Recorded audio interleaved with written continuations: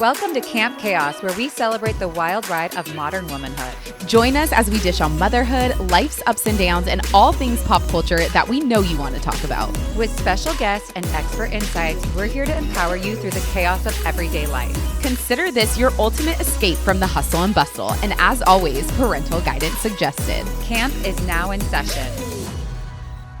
Welcome back to another Pillow Talk episode. Today, we are going down the rabbit hole of controversial parenting topics. I went on TikTok and found a few that we thought would be fun to discuss. There's so many, but I think we just picked a few that will be lighthearted enough, and then we can get into the other ones at a different date. Exactly. Okay, so we are going to start with controversial parenting number 1, which is no sleepovers. Hell no. I couldn't agree. You mean like you agree with it? Yeah, there is no sleepovers. There is no sleepovers. I 1000% agree with this. I was really not allowed to sleep over either. And this is parenting until through high school that we're talking about, obviously. Until they're out of your house. Right. Right? I mean, yes. Until you have control. Until they are 18 and they can do whatever they want on their own terms. Okay. And even then, not. But I grew up where I was allowed to have sleepovers. I've had sleepover parties where there's 20 girls. I just feel like there's so many reasons of why not to now, but being somebody that has had them and had so much fun at them. And it is definitely a core memory in my childhood of we've slept outside. We've had so much fun doing it. However, I think that we know way too much now. Mm-hmm. You don't know who's going to be at that house. You don't know what that other family allows. You are up to no good. Nothing good happens past 10 p.m. in my eyes. So you need to be in bed or just at home. Could not agree more. But I would allow, I think this is going to sound very, very talking out of both sides of my mouth. I do think I would allow somebody to sleep at my house. Well, yeah, I think that's a little different because you're you have to allow sleepovers, but I won't allow my kids to go to yours. No, I think for me, here's the thing. I think for me, I wouldn't say Zane cannot sleep over at our house. I would never say that. But I don't think that I would even promote the culture of we sleep over. Yeah, I think I would just because my mom, we always grew up as nothing good happens at sleepovers. For example, you are likely staying up till 2 a.m. and you're eating trashy food and you're just doing all the things that you wouldn't do when you're otherwise under your parents' rules. Now I worry about forget about the food. Yeah, you worry about the scary things. I'm not even talking about the creepy uncle that may be at that house or the older brother that may be at that house, heaven forbid. And that is a real fear. But I think you guys are online doing God knows what. Well, yeah, that's what I'm saying. They're doing we would just prank call when I was younger. We'd dial some random number and be like, I had your baby 18 years ago. Yeah. Oh my God. Creepy. We were so weird. Which is very weird. Yeah, I just think sleepovers, the whole point is pushing the envelope of the rules. You're meant to have a night that's away from your parents or away from the regular routine, which is fine. But I think that I'm at this place or I'm coming from this place of if my kid wants to go over to your house and you're hosting all these people for a sleepover, which we know you're not, but let's say that you are, I'm saying you go have fun with the kids. I'll pick you up at 10:30. I'll pick you up at 11. Yeah. But you're coming home and you're going to sleep in your 7:30 to wake up with them and I just don't think that there's really a need. My mom always said when you guys sleep over, because we used to sleep over when we were younger or whatever, she's you stay up so late, you come home exhausted, you come home cranky the next day, the whole weekend's ruined. You were allowed to, and then your mom changed it. Got it. Yeah. And she'd be the whole weekend's ruined. The behavior, not of the risk. Yeah, I think it was just and then in high school, certainly, she was very strict of there's no drinking, there's no this, and that's what happens at these sleepovers. That's why you want to sleep over because you don't want to come home for this. But even when we were younger, she stopped it because she said, then you're a mess the next day, and then dad and I have to deal with it. And you need to go to dance or you need to go here and there, and you're not ready or you're too tired. And then we deal with it for the whole weekend, and then we start school the next week. I do think that it's interesting because we are at this place where our kids are 3 and 1. No one's asking to sleep over. And if you want to take Zane for the night, you can have thank him. you.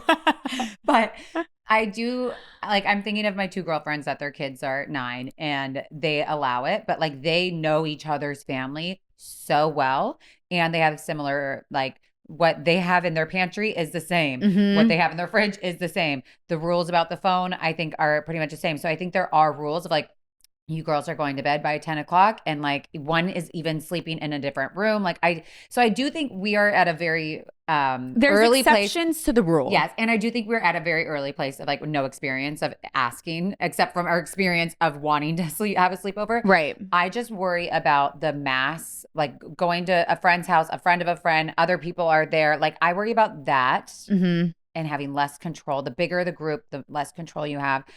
The families, I don't know.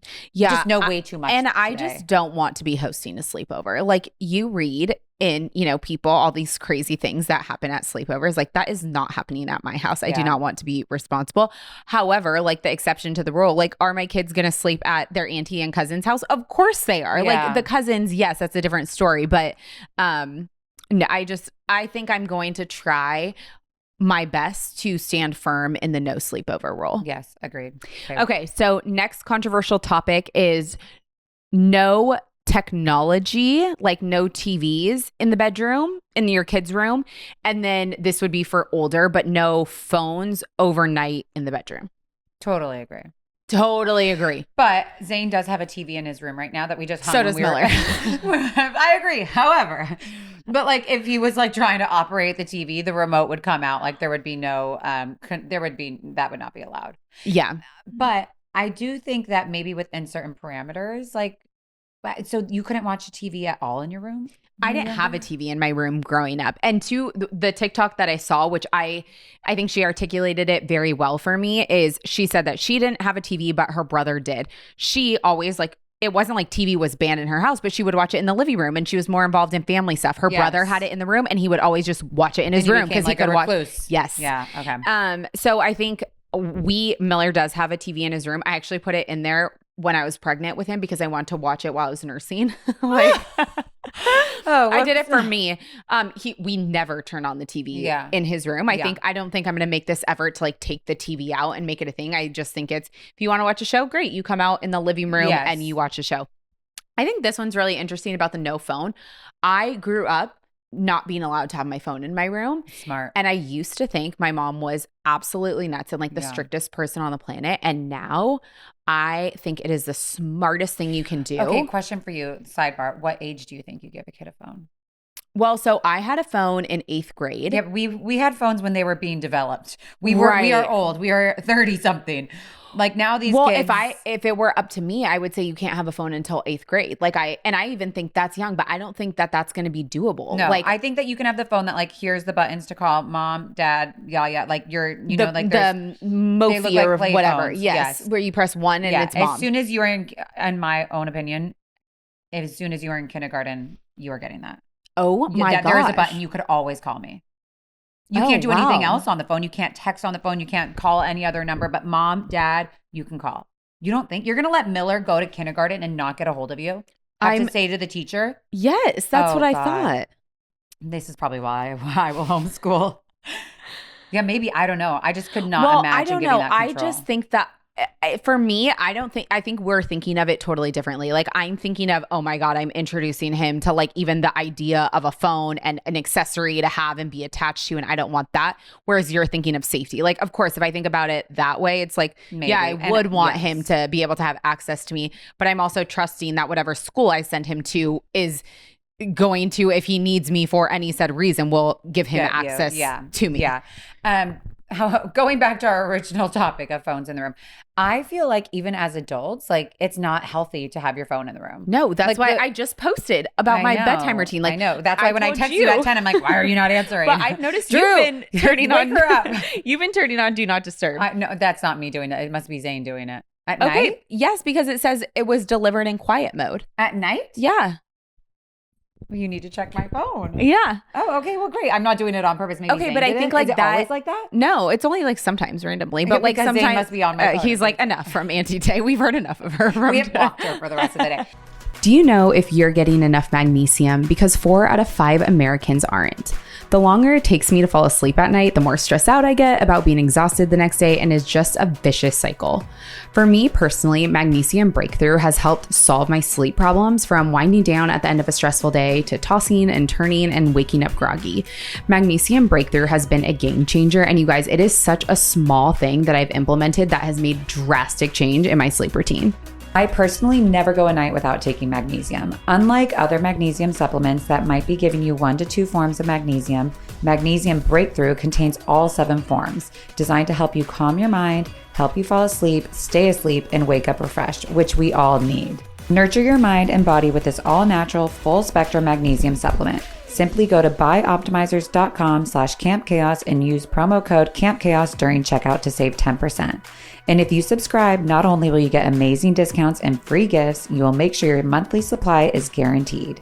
But no, like in the morning, what do you do? Like, I would love to be able to wake up in the morning and like have a moment by myself. Like the first thing I'm doing is checking my phone. Grab my phone. I grab my phone first thing, but I am getting better about like, I give myself at least 30 minutes of no phone before bed, which I never did before. Yeah, but I think I'm trying really hard to be like in this wellness state of like, get your mind and body ready for sleep. And that doesn't include scrolling on Instagram. Totally. And it drives me nuts because Drew will be on his phone until we like turn the lights off. And even last night I was like, put your phone away. And like, I also think that with these kids like watching us with our phones, like, haven't you seen, I don't know if Miller's done this yet, or it's like you could tell like he's telling you to get off the phone. Yeah, it's an awful feeling. It's disgusting. But I think we are setting the standard too with them. I think though, for how I think of how I'm going to parent my kids, it's going to be everybody, including mom and dad, if that makes everybody feel better. Like everybody puts their phones to charge in the kitchen. And that's it. Because one, my kid does not need to be talking to his girlfriend over heartbreak and fighting until 3 a.m. and then failing his math test the next day. Or being on the internet. Like or being on social media. Like nothing needs to be happening. And just the same way that I need to be resting my brain, you need to rest your brain. So like that is going away. Agreed. Whatever conversation, whatever fight, whatever that is happening, Instagram will be there in the morning. And I love that Facebook you think will be that there in these the morning. guys are getting girlfriends. Like maybe when you move out. Well, that's what I think of like what's going to happen. What's the next topic? You're stressing me out. Girlfriends. Oh my God. Bye. I'm trying to think what the next topic was. Oh, okay. Josh, cut that out. Okay. The next topic, next controversial parenting topic, grades, which we are also not there yet. But it was the theory that if your kid doesn't get an A. Like what kind of parent are you? Yeah, it's totally fine with grades. Like C's get degrees, basically. I won't be that, but I won't be like, if you're putting in the effort and like you are applying yourself and trying your best, and we're trying like, and you have a tutor, like, and if you don't have an A's, you are not getting things taken away for B's. Like you are going to be just fine, right? I think there's more important things outside of school. How you're a well-rounded human being. Yeah. However, I do think like, what is going to be the future of school for our kids? I know. Who knows if college will even be a thing? I mean, that sounds ridiculous, but like, look at how things are moving. I just think that there's so much more than grades. And like, really, what are they teaching kids these days? Right. I feel like this one is really hard for me. And I've actually thought about this. You want them to all go to SC.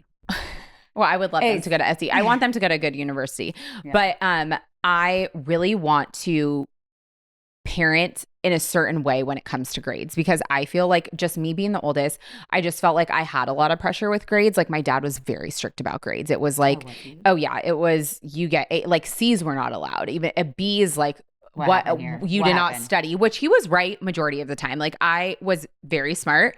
So like I was getting a B because I waited till the night before to study for my test kind of thing. My mom was more of the, you tried, you're doing your best. You know, my dad was very strict about grades. Drew comes from similar background of like very strict about grades. Drew was on the dean's list, even playing like for sport athlete. He was on the dean's list at USC. No, but I want to be really careful because I certainly felt like those grades gave me validation, and I don't want my kids to think that they're only wonderful people if they get A's. So that's why I want to, well, I didn't think that, but I think that there was a lot of pressure that comes with like, you easily could have. Yeah. And like the schools that these kids go to are very competitive, and my school was very competitive, and you're like, oh, well, only the kids with the straight A's are getting to apply to this. So I feel like there's so much more that comes into play with grades that I want to make sure that they know that their worth and everything is not from their grades, but I'm also going to be a stickler about grades. I also think though that you have to be very careful of where you're sending your kids to school. And that conversation, I think, happens like at the age of where our boys are right now. Are Are you kidding me? I feel like we are applying to college with our boys right now. It's insane. Yeah. Well, and then you get swayed by, even between us two, luckily we are such good friends and we're like so confident in our own parenting. But like, if you say, oh, I'm sending Zane here, I'm like, well, should Miller go there? Like, why are you, it's just, and then you hear why someone is sending them to this school and why not this school. Yes. But you have to like be confident in your decision that you feel this school is the best decision for your kid. I just think that things that we have to worry about as moms in today's world are so much different than what our parents had to worry about. Oh, it's ridiculous. The phones and social media being the largest phones and part. Social media, the outside influence, the politics, like there's just so much, the safety, like go back to just the basics, like having security at schools. Like we didn't have that. We had like maybe a crossing guard at pickup. Like it was just so much different. I think the things that moms have to go through now as taking your kids to school is such a mind warp than what our parents did. Yeah. No big deal. It was like somebody else is picking you up. Great. Go home with so-and-so today. I'll see. Like it was so much more relaxed. Walk to the park. I'll pick you up at the park in an hour. Yeah, no, not happening. And that's why they were probably able to focus on grades. Now it'll be like, the last thing. Who cares? Okay. Our last controversial parenting topic is traveling with kids. Do you think that it's important and like a really big part of their lives to allow them to experience travel and experience different cultures? Or is that not the most important thing to you? I think you have to find what works for you and your husband, or quite frankly, just you as the mom, because you're the one doing all the work. If you want to go on a trip without your kids for a couple days, do it. I did not. And I think that now I'm having such a hard time. Like I said to Gus, maybe we'll just go away for your birthday just one night. And he's like, I'm okay to leave the kids because I know they're with you, but we are not both leaving the kids. I'm like, excuse me, sir. You were Wait, can in I Egypt ask, and like, Turkey. What does he and you think is going to happen to these kids when you leave them for a night? I don't think anything's going to happen. I think everything is going to be 100% fine. Obviously, of course, everything's going to be fine. He is like so anxiety ridden of like, my kids cannot be away from one of us. I'm like, okay, so you stay here and I will be going away. I mean, like I truly. Well, what if we want to plan like a friend's trip and it's a no kid trip? I know. We have another couple friend that wanted to do that. And he said, no, we got invited to St. Bart's for New Year's. And he said, no, which I also would not go that far without my kids. And it's like a 6-night trip. Like that is just that has to be when the kids are like in 7th grade. They're in a schedule. They're at school all day. It's no big deal. I don't even like that will be another life when my kids are in like college. Like right now, I don't want to do that. But I wouldn't mind going away for a night. However, I do find that like for me personally, we traveled so much when I was little, and I feel like it shaped who I am. That if we're going international, like my kids need to go and they need to have that experience. And they say, "Oh, your kids won't remember it." I totally disagree. I think it shapes them as little people. Interesting. And I know you kind of disagree. I come from the different camp. I think because I didn't grow up traveling. Like my parents always traveled. My dad worked on the emerging market fund. So they were like in Africa, Russia, Brazil. Like they traveled everywhere. And they left you? They left all 4 of us kids with my grandparents. Aww. I mean, could you imagine taking 4 kids to South Africa? Hell no. And I was the oldest also, in like 5th and 6th grade. This is actually goes into like how many kids do you want to have? Like flying with 2 and versus flying with 3 is a completely different ballgame. But I think just like you're outnumbered when you have 3 anyways. Right. But when you are outnumbered with 3 in a different country or in an airport like that, your travel just gets very intense. Well, and we talk about anyway, like traveling with kids is parenting in another city. Yes. It's not like enjoyable for anybody. Yeah. It's very expensive. So I never grew up. Nobody's having fun here. No one's having fun. I grew up with like, it's perfectly fine. Like I didn't feel like I missed out on anything because I wasn't in Europe. Do I wish like when I hear my friends talk about, I went to Europe for the first time when I was a song girl, going into my senior year. I was 21, turning 22. I went to London and Paris. That is still the only time I've ever been to Europe. And my parents met me out there. We were supposed to go for our honeymoon, didn't get to go. Do I, of course, want to go to Italy one day? Yes, when I turn 50 and my kids are out. But like because I did not grow up with it, I don't think I'm going to emphasize like, Drew, by the time the kids are 5, we have to make sure we get them across the pond. Like they've gone to Cabo. Across the pond. They've gone to Cabo. They've gone to New York City. They got their passport stamped. Yeah. They're good.